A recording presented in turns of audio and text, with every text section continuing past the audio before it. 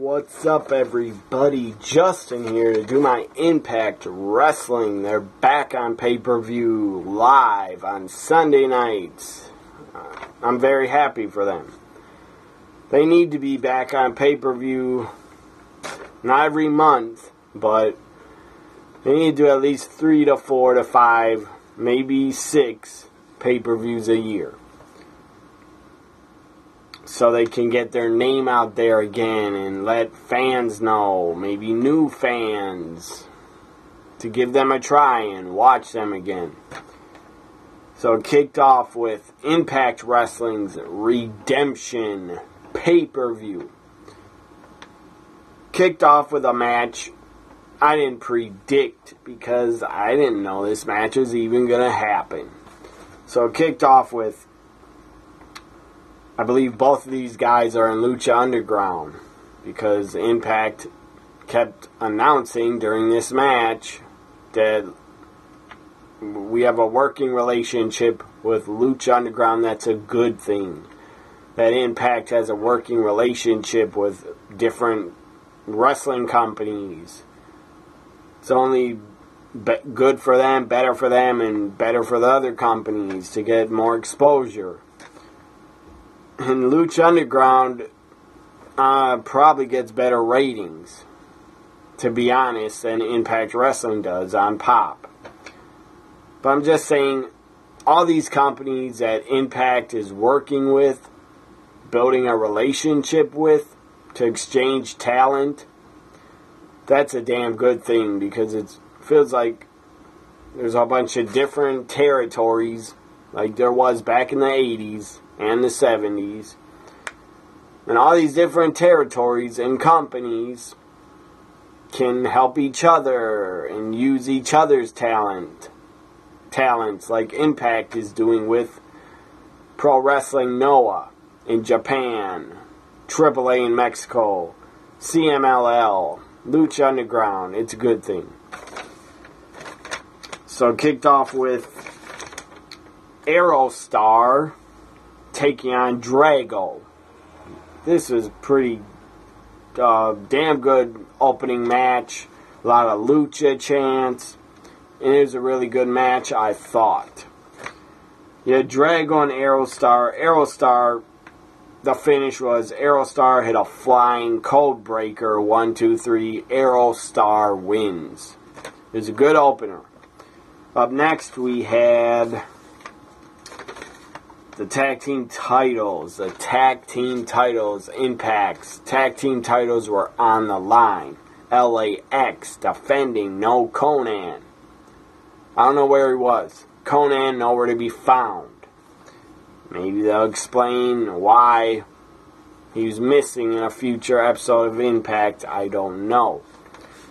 Maybe Conan wanted money up front and they told him no, you'd have to wait. I don't know why he didn't show up. Maybe it's a storyline.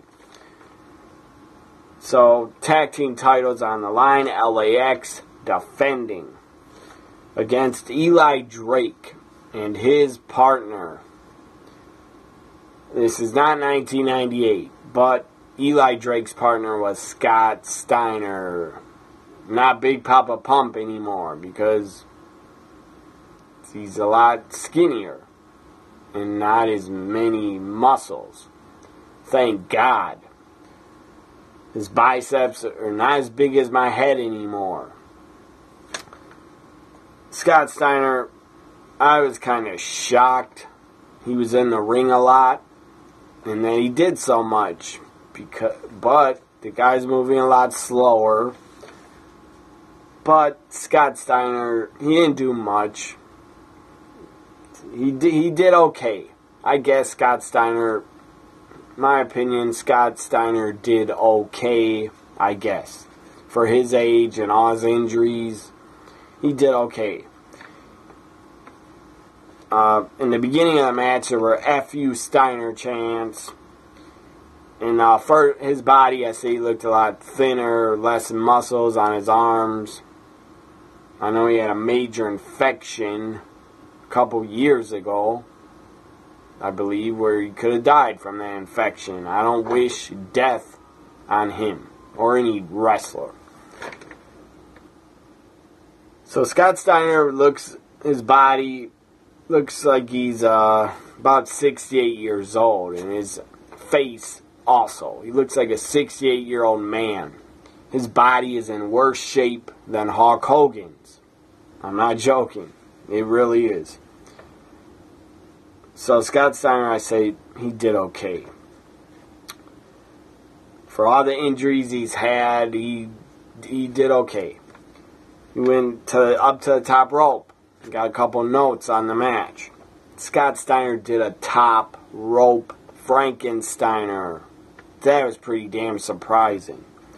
Then when he fell to the mat, he wasn't moving right away. I thought he killed himself. Hit his head on the mat and got a concussion. Knocked himself out.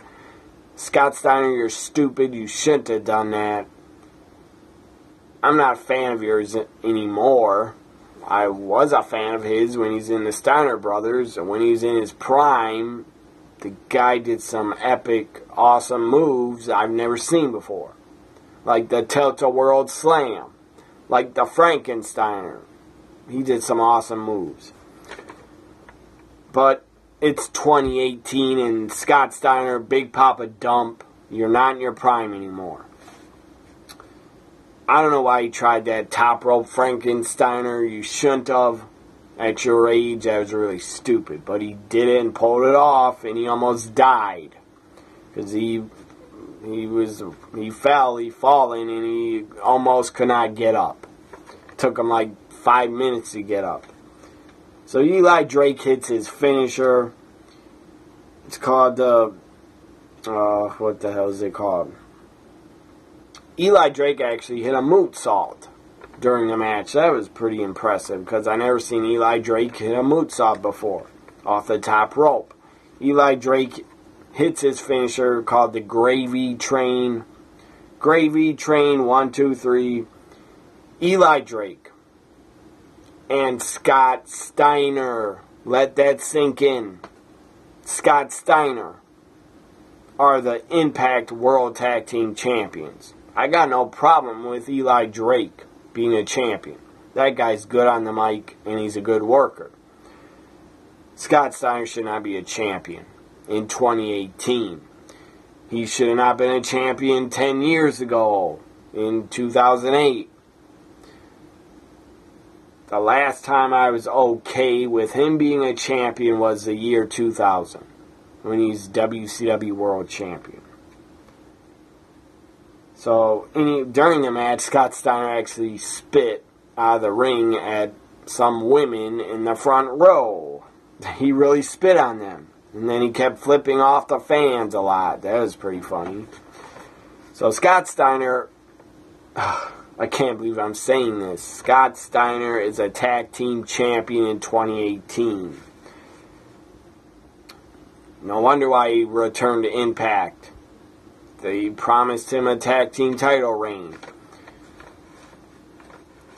So up next we had... By the way, my predictions were really bad. Out of all the matches, 8 matches, I only predicted 2 right. But who cares? It's not like I bet money on any of these matches with anybody, so at least I didn't lose any money. Before, I will admit, I've bet on wrestling and lost, and I've won. I like betting cash a lot. Anyways, on sports and wrestling. Anyways, up next was the 6-way. This was pretty damn good. This was really good. 6-way match. You had Ishimori, Desmond Xavier, Phantasma from AAA, Brian Cage, DJZ, Trevor Lee. This was a really good 6-man matchup. Just action all over the place, high flying all over the place. At one point you had Brian Cage jump on the second rope, or try to go up to the second or top rope, do a moonsault, and he slipped on the ropes and fell down to the mat. That was pretty embarrassing, but I'm sure it wasn't the guy's fault. The ropes were probably slippery or something. So then Brian Cage jumps back up to the ropes and tries it again and hits his moonsault. Brian Cage is a beast. I don't know if the guy's on the juice. I don't really care. Doesn't affect me, but the guy's still a damn good athlete. So Brian Cage, as I said, he falls and he fucks up. Big deal, who cares? Could happen to anybody. He tries it again and he does it. Then Brian Cage has Desmond Xavier on his shoulders, holding him up. And then who else came off the rope? I think it was Phantasma. Catches Phantasma off the top. Has Desmond Xavier on his back, and Brian Cage throws both of them off of him. That was damn impressive.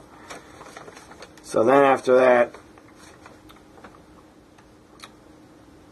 during this six-way match, the fans were chanting, "This is wrestling, wrestling, this is wrestling" chants. And it was pretty damn good. Reminded me of the old X Division from like over 10, 12, 13 years ago. So, just so many spots, high-flying, high spots, too many to name. Just many, many high spots, and a lot of moves I've never seen before, from DJZ, from Brian Cage, from everybody. So anyways, Brian Cage hits a driller. What the hell was the move called? Brian Cage hits a drill claw, it might have been called, I forget. Then he picks up, I believe it's Desmond Xavier, picks him up in a suplex and spikes him head first into like a tombstone. That looked pretty damn dangerous, but the guy he did it to, I'm very happy, was not injured, because he spiked his head into the mat. So, hits that, and Brian Cage wins. And I actually predicted he would win. That was out of my two right predictions. Brian Cage was one of them, and he wins a six-man match. So up next we had, what was next? The fourth match of the night, I think, was a bonus match. So before the bonus match, they go to an Allie promo. Knockouts champion Allie. I'm a fan of hers. She's great talent. Allie promo about her title defense tonight at Redemption. After the Allie promo, they show a Gail Kim video package. And then they say they're selling a Best of Gail Kim DVD at shopimpact.com. Or whatever the site is called.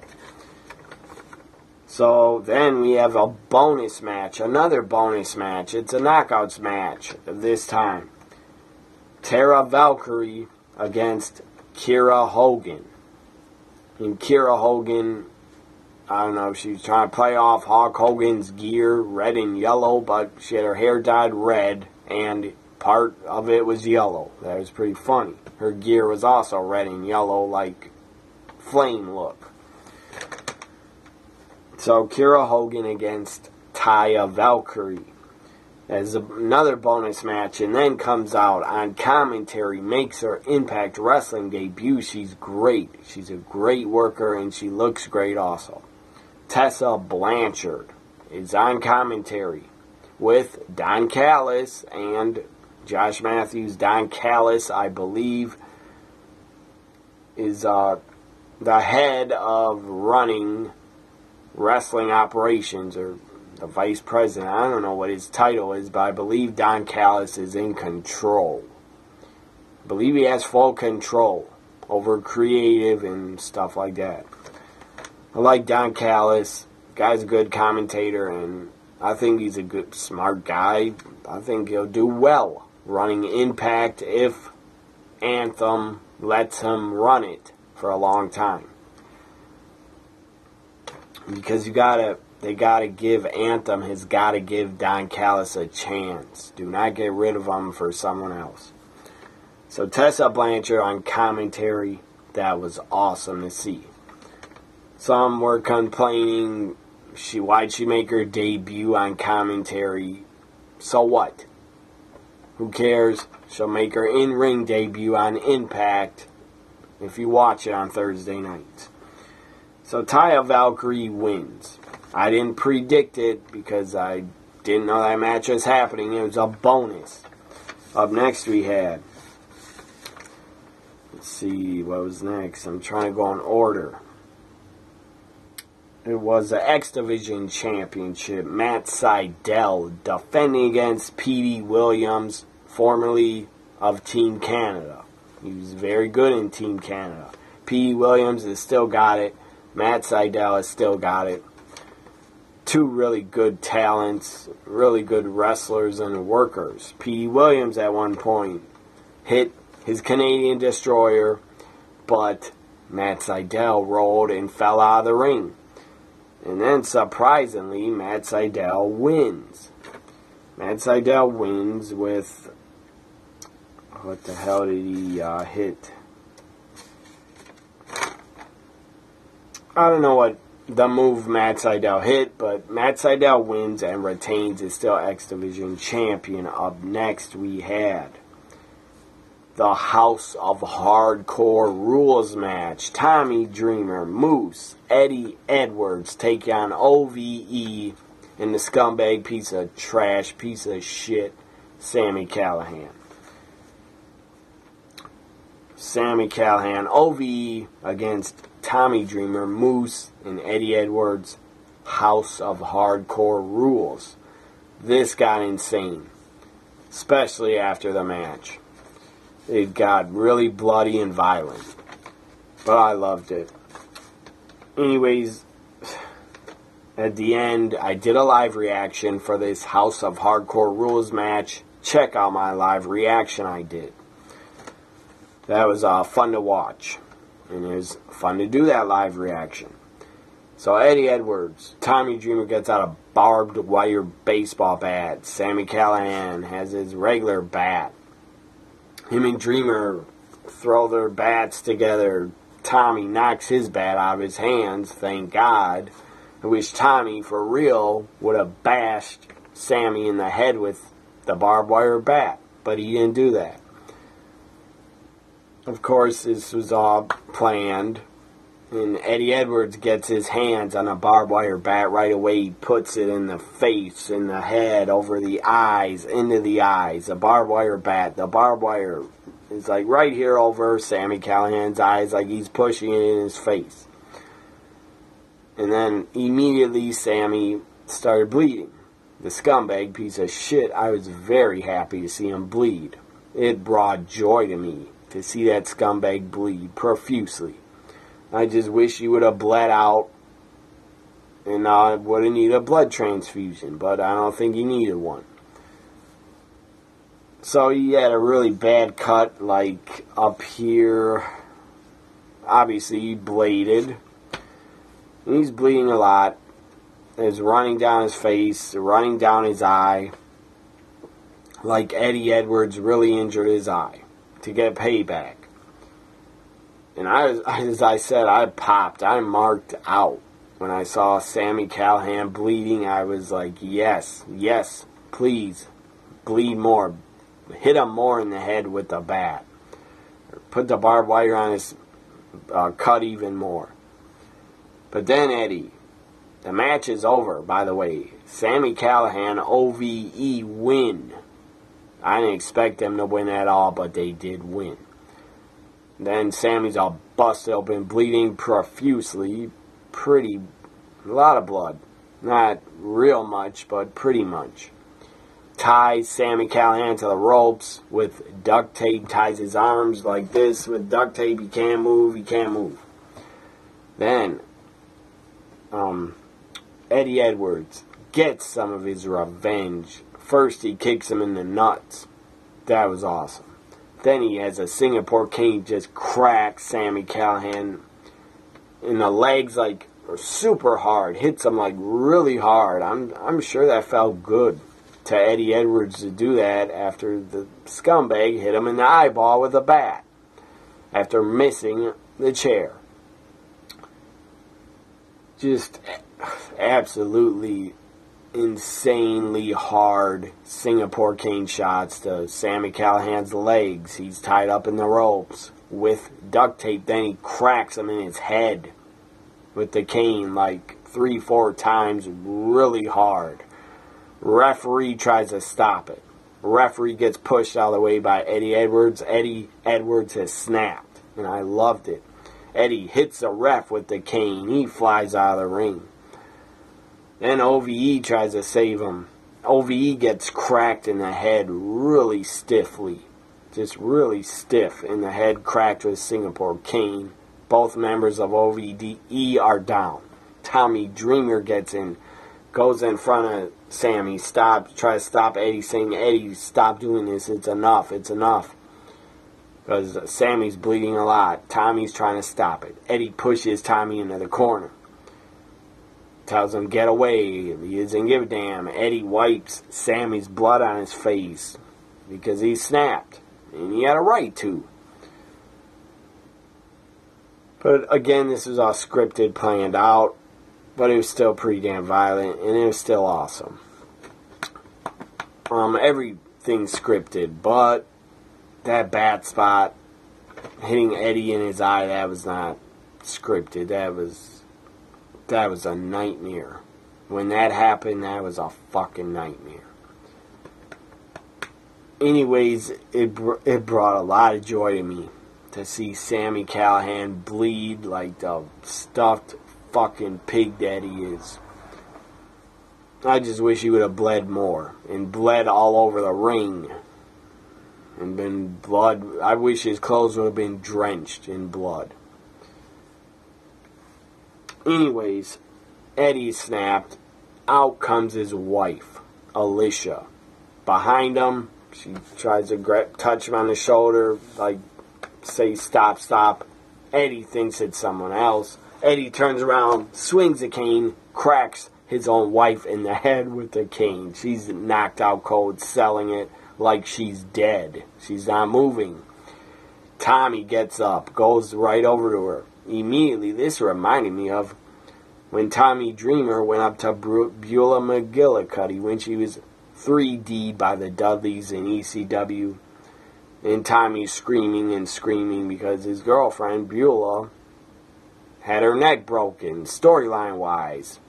The Dudleys broke her neck. So, that was something, man. That House of Hardcore Rules match, Eddie cracking his wife in the head by accident. People is just wrestling.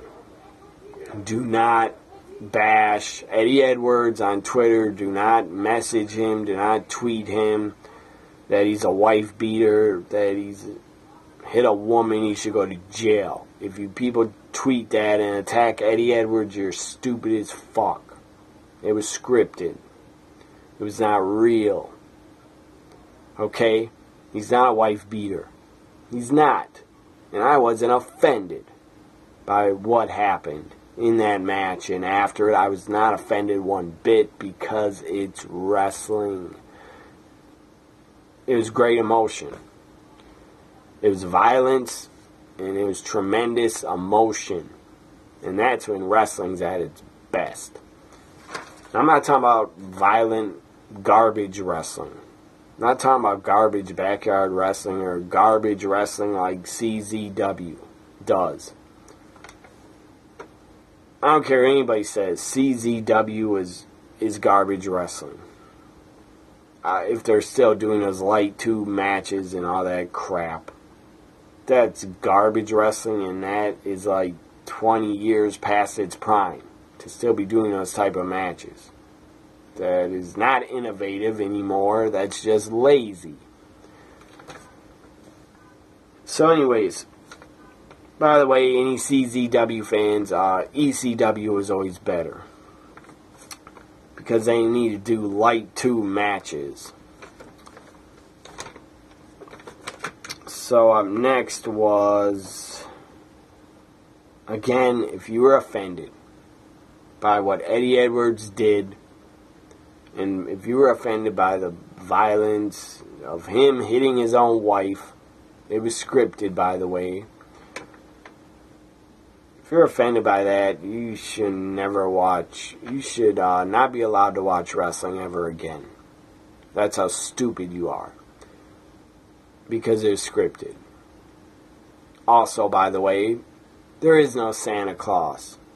That's not real either, people or kids. Sorry. I'm not sorry for revealing that. Up next was, so House of Hardcore Rules match. I loved it. I didn't like Sami Callihan getting the victory over Tommy Dreamer in a small package. That was stupid. Dreamer, Eddie, Moose should have won, but Eddie, after the match, Eddie really got his revenge and busted open Sami. So next was, let's see, 2 more matches left. Next was the Knockouts title, Allie defending against Su Yung. Su Yung. She looked familiar. I believe she's Rich Swann's wife, I think. They're still together. I don't know, and I don't really care if they're still together. If I was her, I wouldn't stay with the guy. But maybe she has. That's up to her if she wants to be stupid. But anyways, Su Yung, I believe, she had a lot of paint on her face. Her gimmick's like a dead bride or something like that. And anyways, so Su Yung, she looked familiar to me, and I thought I saw a woman that wore the same gear, her black shorts and stuff like that, and black hair. I thought I've seen someone like her that looked just like her, and they were in Shine. Shine Women's Wrestling, the women's company, Shine Wrestling, out of Florida. I believe they're based in Florida and do their shows in Florida. So I think I saw Su Yung in Shine before. I believe she's in there before, and she's pretty damn attractive.